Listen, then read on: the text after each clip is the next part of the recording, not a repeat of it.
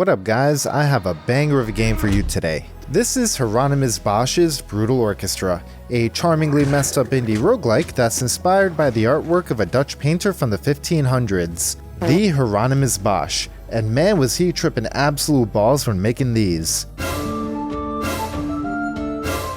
What the hell? Unfortunately, the game is what you would consider a hidden gem, and it rustles my jimmies to see such an amazingly well-polished, and more importantly, just straight up fun game fly under the radar.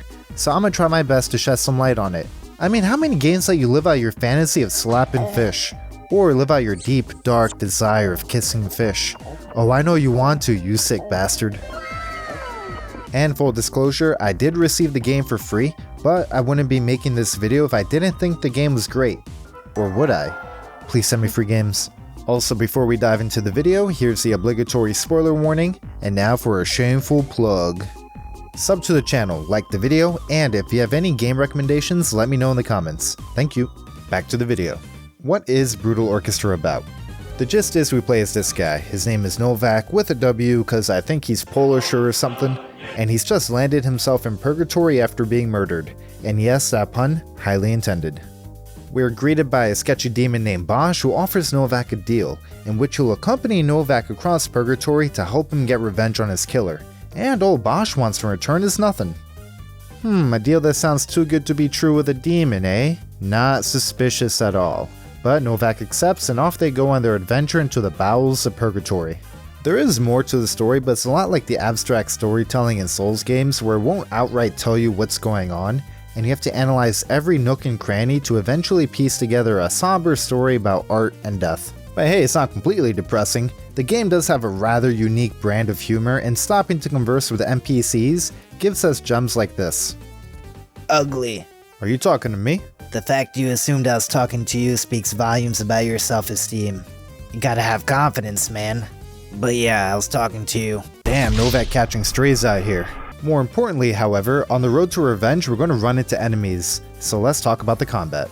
Brutal Orchestra is a turn-based strategy roguelike where combat takes place on a 2x5 grid. You can move each character once per turn, and each character can use an ability once per turn, using a sort of color-coded mana called pigment. And what is pigment, you ask? Well, it's as if the game devs saw one of those children toys where you have to fit the right shape into the right hole, and they thought to themselves, I can turn this into a roguelike. And bear with me, I think this metaphor might just go somewhere.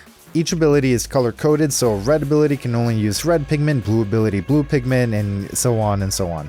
However, the only pigment that normally replenishes are the 3 yellow pigment that we get each turn.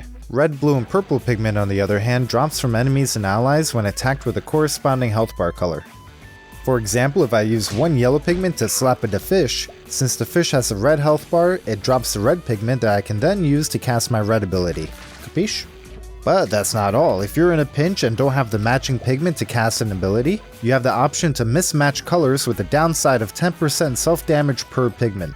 Just like that children's toy where fitting the wrong piece into the wrong hole might hurt you. And bear with me, the metaphor still might go somewhere. And if you think you can circumvent the entire pigment system by only using the replenishing yellow pigment, the game is going to cuck you right there with the overflow mechanic, which happens when you let too much pigment stack on the board, which will cause your entire party to take damage at the end of the turn. Just like that children's toy, when you have too many blocks scattered on the floor and you might step on one hurting yourself. You know what? I've completely lost the plot of this metaphor, so I digress. And I just love the pigment system because it applies so much decision-making pressure on the player. Do I have the proper team comp to make use of all my pigment? Is it worth it to take self-damage now? How should I get rid of all this extra pigment? Take it away, Gordon Ramsay. Wow, that is delicious. Finally, some good fucking food. And colorblind people, get fucked. Now the combat only gets more complex from here, so let's discuss party members. Throughout Purgatory, you'll come across a quirky bunch of companions that you can enlist by satisfying various conditions, which could be as simple as just talking to them, or get more complicated by having to complete their specific side quest. In order to recruit this guy, you only have to kill God. These guys fill your typical roles like healer, damage dealer, or a support, and some atypical roles. I still have no idea what the fuck this guy does. Even party members that fulfill similar roles play completely different from each other, having their own unique identity and niche, while also focusing on a certain pigment color. so coming up with an ideal team comp can get a little tricky. Will filling up your team with hard-hitting red chads screw you over later in a run? Maybe you should prioritize some healing blue boys as well. And on top of that, most party members come with 3 possible movesets, changing their playstyle from run to run. And if you ask me, that's pretty damn cool. How about we meet a couple of the guys? Here's Hans, the lovable healing friend. Oh, just look at it. Oh, I have no idea what it's saying, but look at it dances a little hard away. Next we have Griffin. It hurts to breathe. Geez. Oh, okay, how about Aegon? How's it going, Aegon?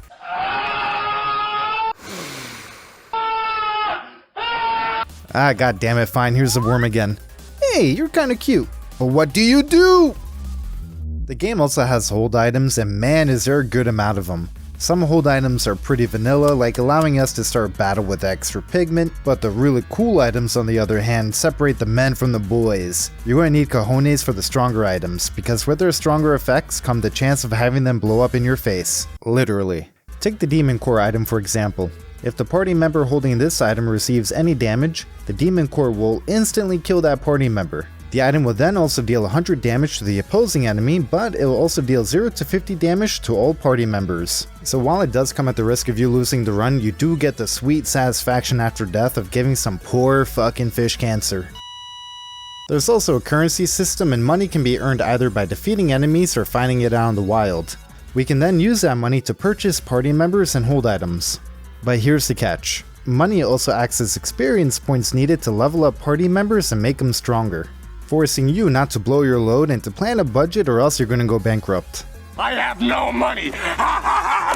Now onto the enemies, and due to the entire pigment mechanic, we have to pay attention to the enemy health bar colors. So basically, straight off the bat, just by existing, enemies pose a threat by dictating what pigment colors we'll be working with mostly for that fight, which is pretty genius since it causes party members and abilities to have varying degrees of effectiveness between encounters.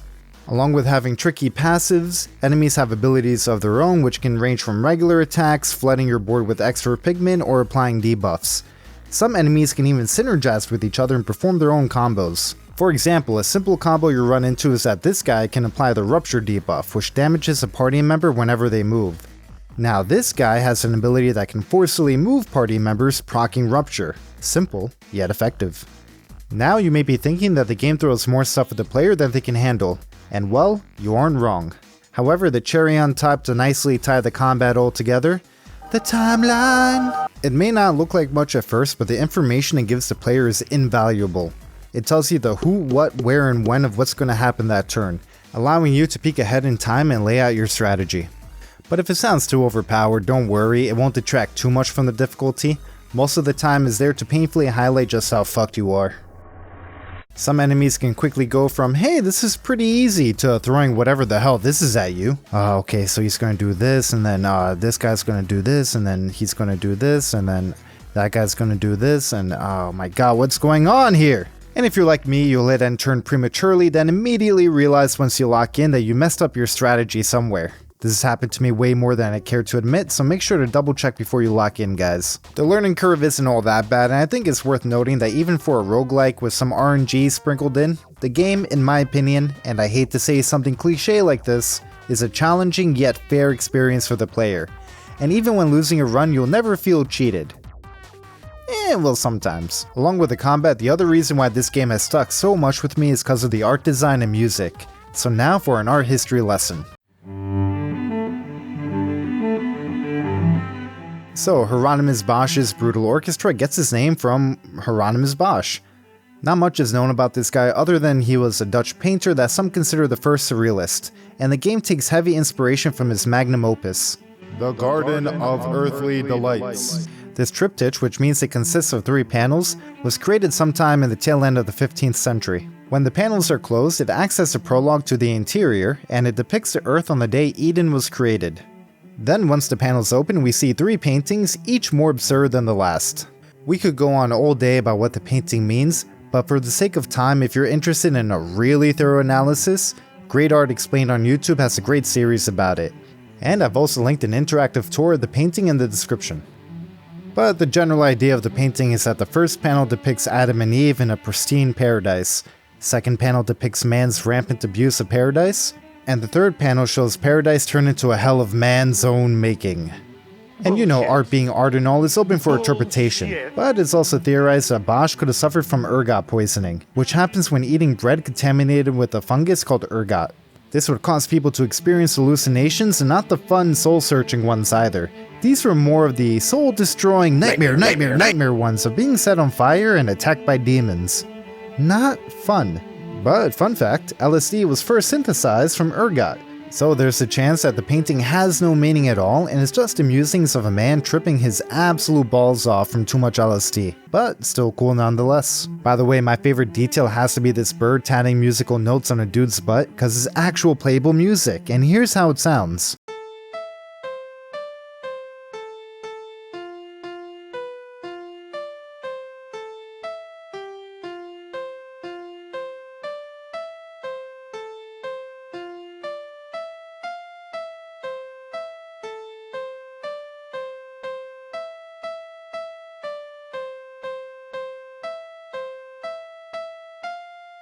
Oh Bosch, truly a memer ahead of his time. So how does the painting fit into Brutal Orchestra?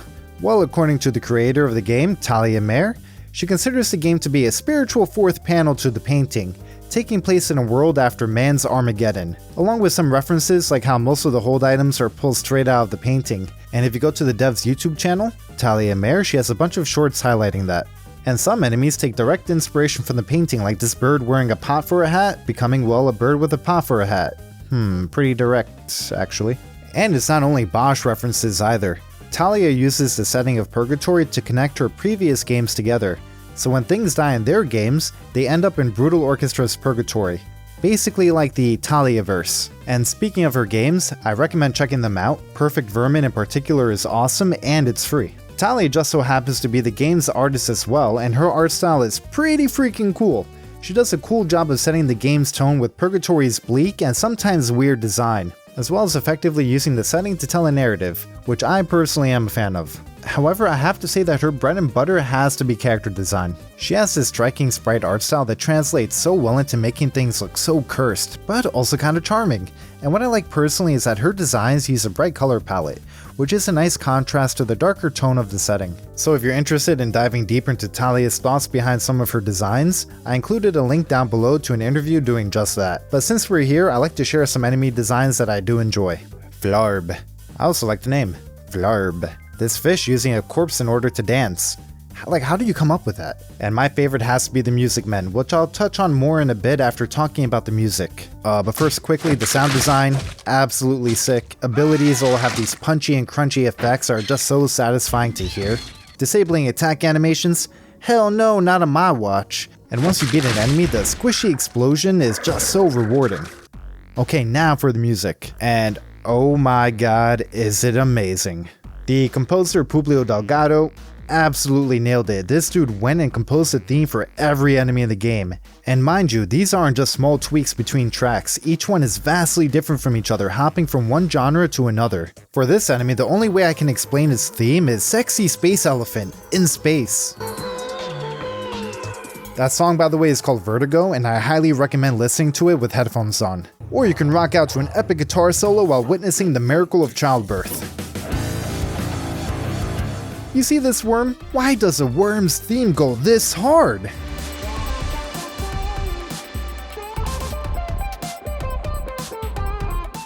The synergy between Talia's art and Publio's music makes such a killer combo, and nothing highlights it better than the Music Men I mentioned earlier. They can transform into gross flesh instruments, and when they do, it adds a new layer to the music depending on what they turn into. And if you get all of them in a fight, it becomes like some kind of brutal orchestra. He said it! He said it! And I want to quickly mention the mod community. It may be small, but it's not the size that matters. Right, ladies? They do a phenomenal job creating a bunch of stuff to keep the replayability going while also respecting the source material. So if you want to dip your toes into modding, I'll direct you towards Turn-Based on YouTube. And that's Brutal Orchestra, the hidden gem roguelike that I honestly can't recommend enough. So you better go play it. Or else. And while you're at it, check out Talia's most recent project, Clown Meat. If you're a fan of Celeste or Super Meat Boy, maybe right up your alley. Thanks for watching, subscribe, and peace out.